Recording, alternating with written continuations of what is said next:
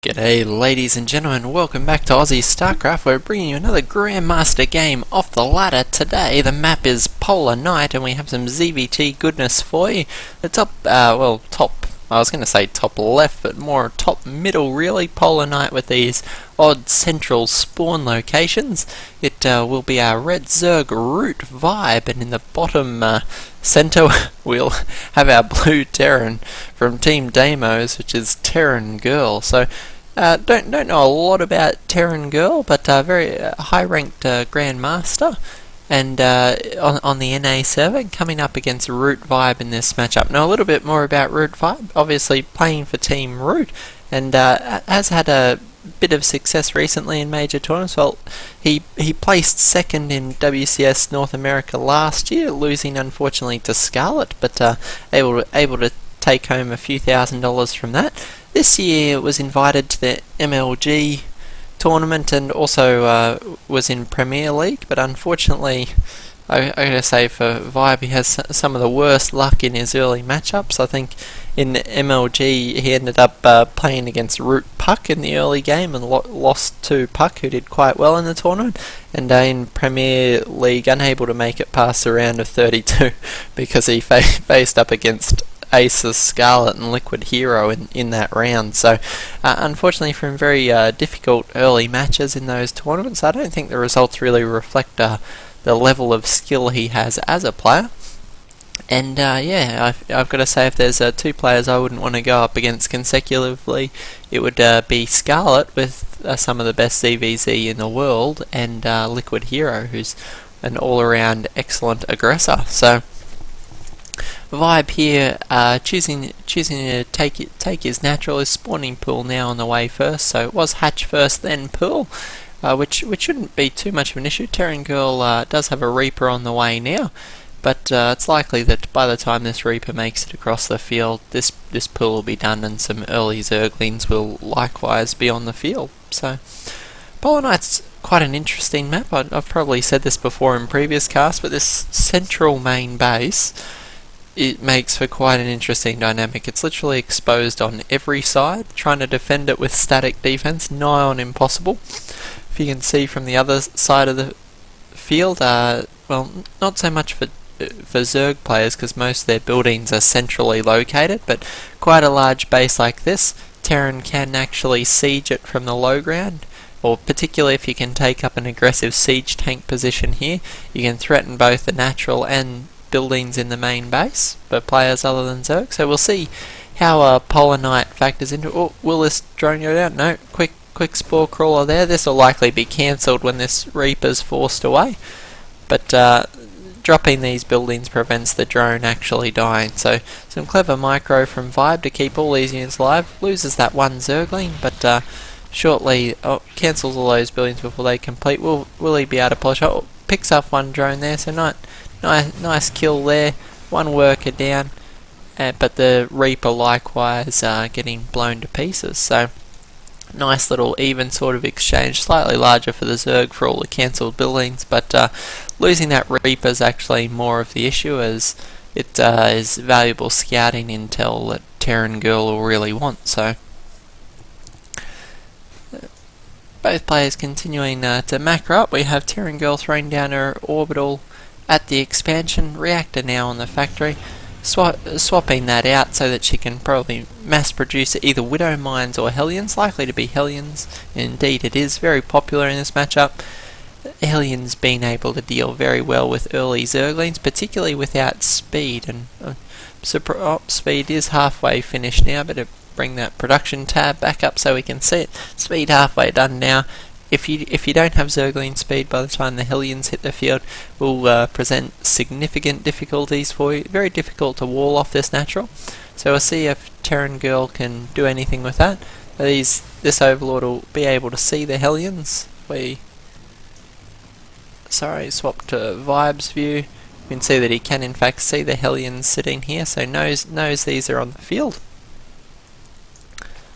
Now we'll see if TerranGirl can use these to do some damage at the natural. A blast or two from 4 Hellions will be enough to significantly weaken a drone line.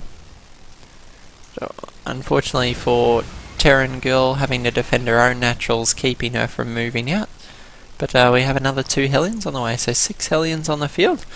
I think we can expect to see some aggression out of TerranGirl with these. Won't want to sit idle with this heavy of an investment in minerals.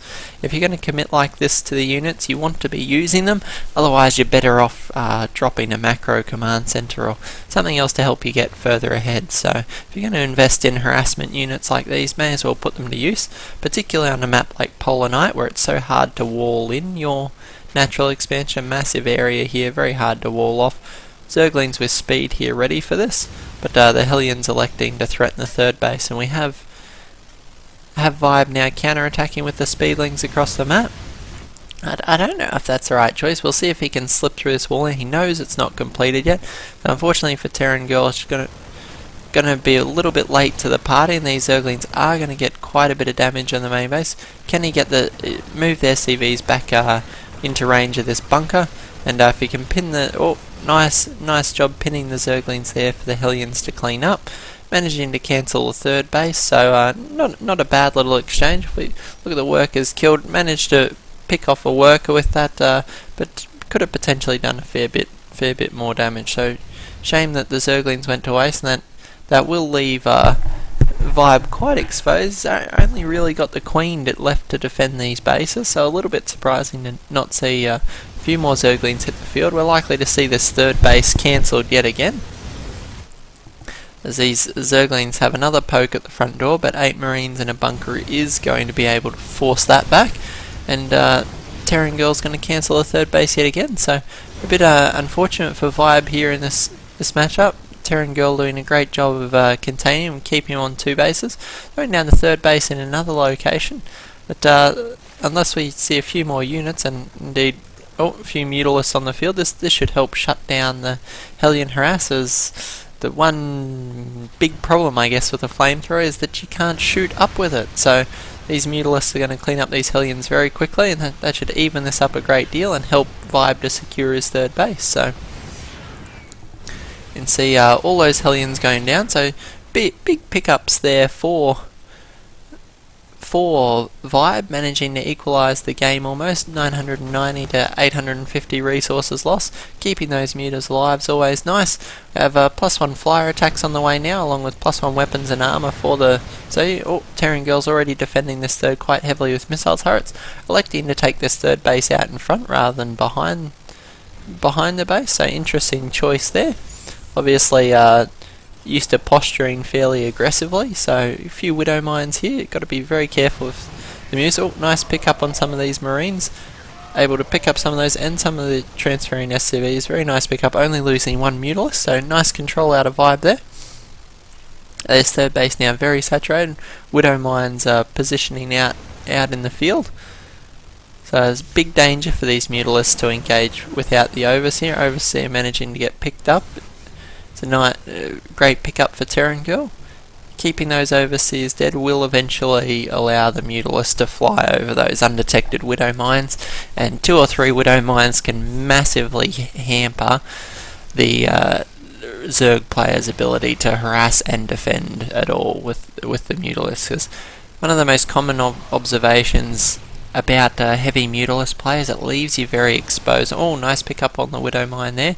Unfortunately, the Marines unable to see that far. The Medivacs and Marines sitting a bit too far down. Oh, nice pick up, positioned well at the top of the ramp there.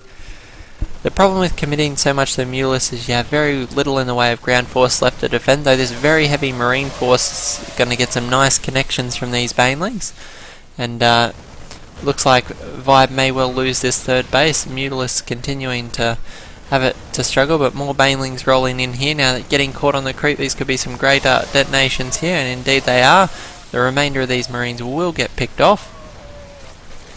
And can Vibe collect these Medivacs? That would be a nice pickup, but Marines continuing to stream in. Marines being produced 10 at a time by TerranGirl. No Marauders at all, just pure Marines and Widow Mines all day, every day. +2 weapons, +1 attack on the way. Able to drop the third base. It's bad news for Vibe, unfortunately. Vibe can't really counter-attack with these mutas. Only 4 Mutalisks against quite a heavy emplacement of missile turrets, so this Marine Widow Mine style's proving to be quite effective. Vibe trying to position more banelings and zerglings, going for a counter-attack in this third base. Ooh, this could be very exposed. This could be a great pickup for him. Baneling's going to be able to roll in and mop up these SCVs. Oh, big detonation. Oh no, why did he pull away? Why did he pull away? That could have been the greatest. Oh yes, there we go. Oh, nice pickup there, and we see 30 workers killed. That's exactly what Vibe needed to even up this game just a little bit. Still 2 base to 3 base. Really needs to try and deal with these Marines and Widow Mines in his front door. Unfortunately, he's going to need a... I don't know what Vibe can do to come back from this situation. Oh, utilising the Broodlings there to help kill this Marine force. More Mutalisks pop in some Zerglings. Can he get it? He really needs to clean this up before the Baneling nest goes down. Can he do it? Well, it looks like he'll narrowly hold onto the Baneling nest. That'll allow him to morph some more Banelings and be able to hopefully hold off this constant stream of Marine aggression. So TerranGirl forced to produce a lot more SCVs now to make up for the ones that were previously killed. Can Vibe pick up the Medivacs? Really wants to kill these Medivacs so that the Marines can't just stim repeatedly. +3 attack now on the way, and I'm going to tell you, 3-3 or even 3-2 Marines with stim pack, very cost efficient at cleaning up just about anything that Vibe has on the field. So very good at killing Zerglings, Banelings and Mutalisks. So we'll see what Vibe can do here. Or not the sort of engagement you want with those Zerglings, just running straight into the meat grinder. TerranGirl going to be able to posture very aggressively here, going to be able to burrow the Widow Mines and deny this natural. This is very bad. Oh, straight up into the main even. These Widow Mines is playing past the Zerglings. Spine Crawlers going down to help Vibe try and defend. Mutalisks committing quite heavily to the front. Zerglings are here as well. Can he clean this up? The Zerglings will be able to kill the missile turrets and do significant damage to the economy, but unfortunately there's just too much static defense, and these reinforcement Marines are taking a chunk out of the force. TerranGirl pushing up and killing the natural of Vibe is bad news for Vibe, unfortunately. I don't know that he has enough left in the game, and there he is. He does tap out. So unfortunate for ROOTVibe there, but some interesting play out of both these players. Is interesting that normally you'd see a Terran player counter with a few Marauders to soak up those Baneling hits, but TerranGirl electing to just go mass Marines. If in doubt, add more Marines. So producing Marines 10 at a time, as you can see at the end of the game. 2 Medivacs, 2 Widow Mines, and it's the constant production that can severely hamper the Zerg's ability to macro enough units to deal with it. So great game out of both these players. I think one of the keys to this game was Vibe's how long it took Vibe to get his third base. TerranGirl doing a great job of denying that with her Hellions and Reapers, and by the time she was able to force it back with Mutalisks, a good deal of the production was on the field, and there was 3 bases streaming Marines. So always wanting to get that third base up, you've got to have a base advantage as Zerg to be able to stay in the game, otherwise the relentless stream of Marines and Widow Mines will be able to break your back. So great game out of both these players. Hope you guys enjoyed it. I don't know who doesn't like a good bit of TVZ on the weekend, but hope you guys enjoyed it. Go ahead and give us the old like if you did have it. If you've got any requests, please send them to aussiestarcraftreplays at gmail.com.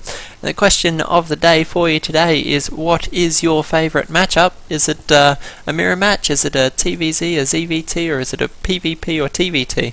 What do you like best? Of course there's a couple more matchups than that, but getting a bit tongue-tied there, so let us know what your favourite matchup is down below, and we'll go ahead and grab some high-level games to show you in that matchup. Always learn a thing or two from these Grandmaster players, so little tips and tricks that can improve your own gameplay. So I hope you guys enjoyed it, and we'll catch you in the next cast.